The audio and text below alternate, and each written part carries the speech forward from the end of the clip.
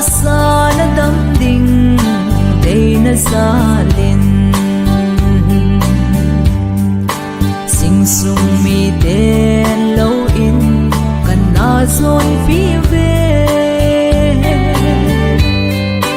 lâu le ai mi him chi na a cô na đắm đình kine min ta san sa den tao na in van ka la về in la pathen thu te a hung lung tai mang le bu ding a song kan na de lo lung a song kan na vo lo bao cheng hi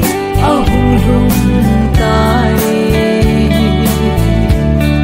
a mei dai thu cheng ki sei bi so ni khu chu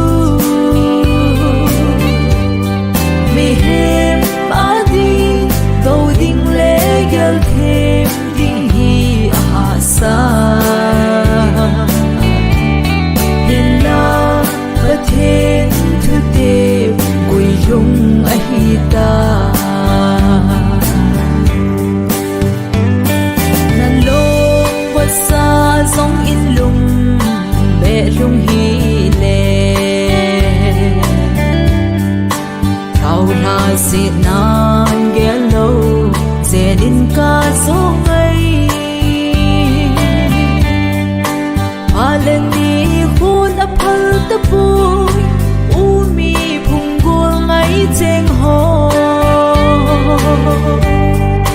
na lung wat sa song a o man ta po ve in la pathen thu te a hung lung tai mang le bu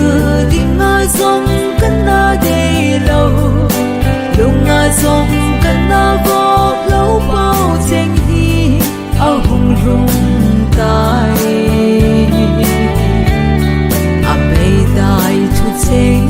ki sei bi so ni khu chu mi hem a di câu ding le gel thêm ding hi a ha sa hin la pathen thu te kui yung a hi ta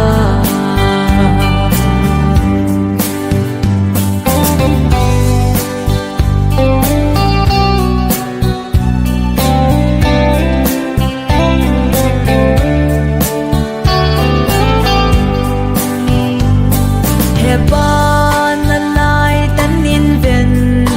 choi cheng ding in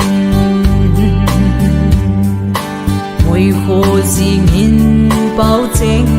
vai mon lon hi lo sing sung cheng ki vai ra pi man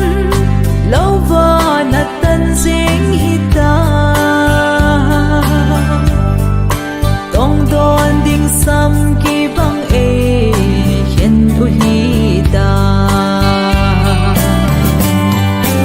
in la pathen thu te a hung lung tai mang le bu ding a song kan na de lo lung a song kan na vo lo bao cheng